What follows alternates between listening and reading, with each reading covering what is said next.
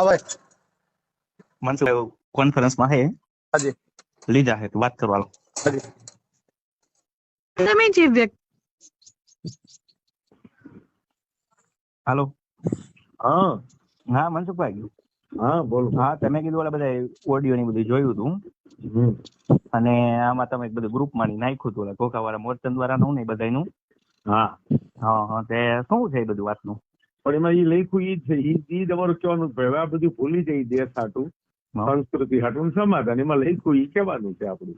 હાલો મનસુખભાઈ હા. હું કૃષ્ણરાજ બોલું છું. હા બોલો ભાઈ. મનસુખભાઈ વાત તમારી વ્યાજબી તો છે, પણ એની અંદર તમે ઓડિયોમાં અમને એવું લાગે કે અમે તમારી હારે જોડાયેલા છીએ ઘણા ટાઈમથી. હા. તમે આ વાતને નાની એવી ગણો છો. પહેલી વાત તો એ છે. એ મોટી છે. નહીં, ઈ વાત તમે મોટી ઓડિયોમાં જે છે. કીધું છે ને એમાં મને 3 ફોન આવ્યા કે મનસુખભાઈ ની નજીક છો તમે, તમારા ફોટા જોયા છે અમારા સમાજના હા. આગેવાનના. મેં કીધું હા, હાજી. બરાબર, તો બરાબર. તમે એને એક સમાજના અરે એક તમે રાવકી વાળા કૃષ્ણરાજભાઈ બોલો? હા રાવકીથી રાવકીથી. ભાઈ મારા વાલા તમે સીધો જ ફોન કરો ને. નહીં સીધો એટલે મેં તમારી ટ્રાય કરતો હતો. એટલે મારે તમને એક અંગત નજીકના એક વ્યક્તિ તરીકે કેવું હતું, તમે જે હા. નાની એવી વાત કીધી, નાની એવી, તો આખો જો હા. દેશ હળગતો હોય, બધા રાજ્યમાં જો આ જાતું હોય અને ખરેખર કોઈની ગરિમા લૂંટાતી હોય ત્યારે તમે નાની એવી ન કહી શકો આમાં. આ ઈ વાત બરાબર. આમ શું છે, તમે તમારો તો વિડીયો ચેક ઠારવા કરો. હાટું- મારી વાત સાંભળો મનસુખભાઈ, હા. વિડીયો ચેક કરો. તમે નાની એવી જે બોલ્યા ને નહીં, હા. એ તમને નાની એવી વાત પણ લાગે એમાં છે એવું કે છે. બેન બેટીના વ્યવહાર કર્યા.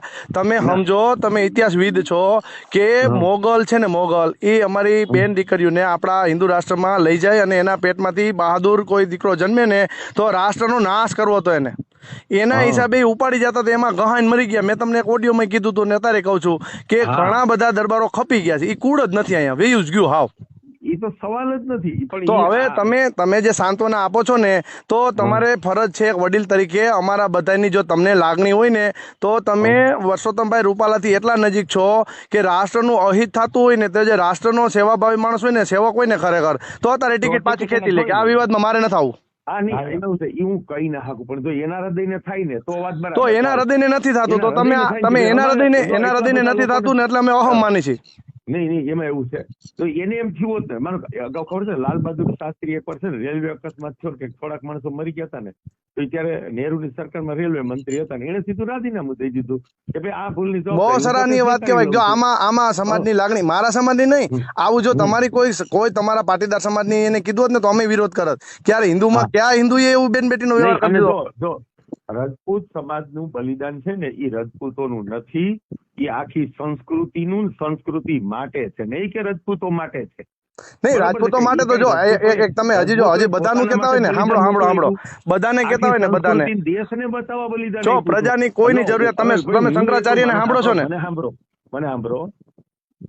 અમે ઈ જયારે જોધા અકબર પિક્ચર જોવાની મેં હજારો લોકો ના પાડી હતી કે તમને ઇતિહાસની ખબર ન હોય.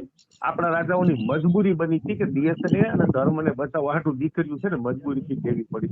હવે સામે 1.5 લાખનું સૈન્ય હોય ને આ બધા નહીં, તો હું મનસુખભાઈ એટલો જ સવાલ કરું કે આટલું બધું તમે બધા જાણો છો, તો અમારા પક્ષે તમે કેમ નથી વાત કરતા? કોઈ અત્યારે ટિકિટની આમાં વાત નથી. અને અમારા સમાજમાં જો અમારો પેલો વિરોધી હોય કે આ સીટ કદાચ પરસોત્તમ રૂપાલા સાહેબ મૂકી દે ને, તો એમાં કોઈ ગરાસિયાનો કોઈ યુવાન કે કોઈ નેતા એમાં બેહી નહીં શકે. એમાં પાટીદાર જ હોવો જોઈએ. સમજી છીએ કે અમે સમજી છીએ કે ભાઈ આ એક બલિદાન, જો તમે સમજતા હોય કે 556 રજાઓના વીરુભાઈ કે છે એમ દઈ દીધા, બરોબર, તો એક સીટનું બલિદાન ન આપી શકે અત્યારે, તમને ન સમજાવી શકો એને.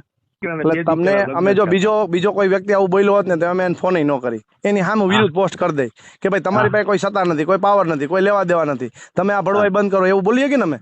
પણ તમને અમે આદરણીય તરીકે એમ કહી કે તમે આવા બે કરશો ને, જે અભિપ્રાય આપશો ને, એ સમાજના લોકોની લાગણી દુબળે અત્યારે બળે છે. સમજી લ્યો કે કાલ કોઈ મોટી ઘટના બની ને એના જવાબદાર તમે શું કામ થાવ છો?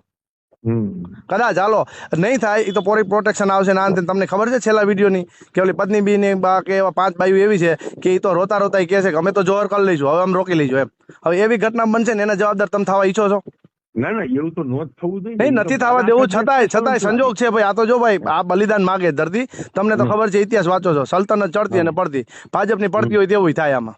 તો બચાવવાનો પ્રયત્ન ખાલી પરસોત્તમભાઈ રૂપાલાને જ કરવાનો છે. તમે આ ઓડિયો એને મોકલી શકો. પરસોત્તમભાઈ રૂપાલાની પાસે જ છે આ, એની પાસે એક જ પાસે છે કે આ એને રાજી ખુશીથી આ એની ટિકિટ રદ કરે, બધી સુલે આપણે બધા ભેરા છીએ, બધા ભેરા જ રહેવાના કાયમ. તો જો એની એક ટિકિટ રદ થવાથી જો કઈ વિવાદ ન થતો હોય અને શાંત વાતાવરણ થઈ જતું હોય, મામલો તો 5 વર્ષ નહીં, 5 વર્ષ નહીં, 5 વર્ષ વચમાં આપણે આનંદીબેનને કેમ અડવેક દિન કાઢી લીધા હતી સરકારે, કે ભાઈ આના હિસાબે જો હાર્દિકનું આંદોલન શાંત થતું હોય તો આનંદીબેન એટલે એવા સજ્જન માણસ હતા કે ખરેખર એ પાર્લામેન્ટ મેમ્બર હતા, એમાં કઈ ઘટતું હતું આનંદીબેનમાં, છતાંય આવું કરવું પડ્યું હતું જરૂર પડી ત્યારે. સૌથી સફળ સરકાર હતી.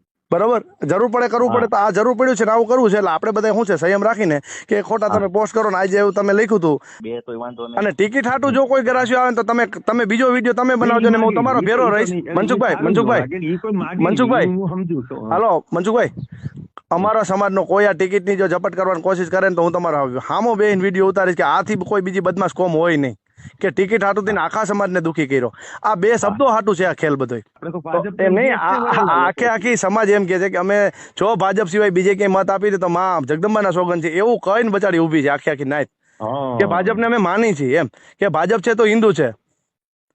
એટલે સમજો કે કોઈ ગાંડો બેહાડી દે ને ગાંડો તો આ રાજકોટની સીટ ન જાય અને કદાચ આ જીતશે ને રૂપાલા સાહેબ તો એનો લાભ નહીં લઈ શકે. સમજજો તમે કાયમ માટે.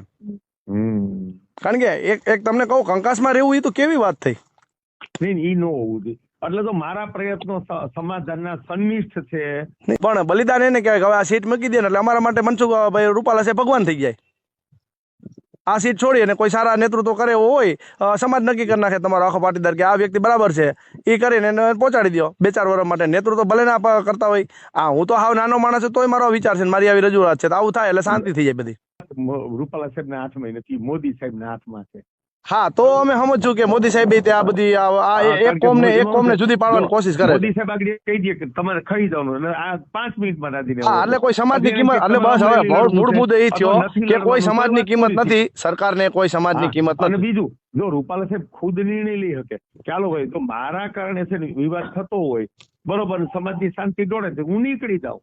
એક રૂપાલા સાહેબ નિર્ણય અને રૂપાલા સાહેબ ના અંગત માણસ કે એના પ્રચારક હોય તમારી ઘોડે ઈ કહી શકે કે રૂપાલા સાહેબ આથી જો શાંત થતું હોય તો કરી નખાય એમ. ભલે આ વાત ધ્યાનમાં રાખીશ. હું હજી 2 દી સમાધાનની રાહ છું. હા બરોબર, 2 દીમાં છે ને મને એમ લાગે ને તો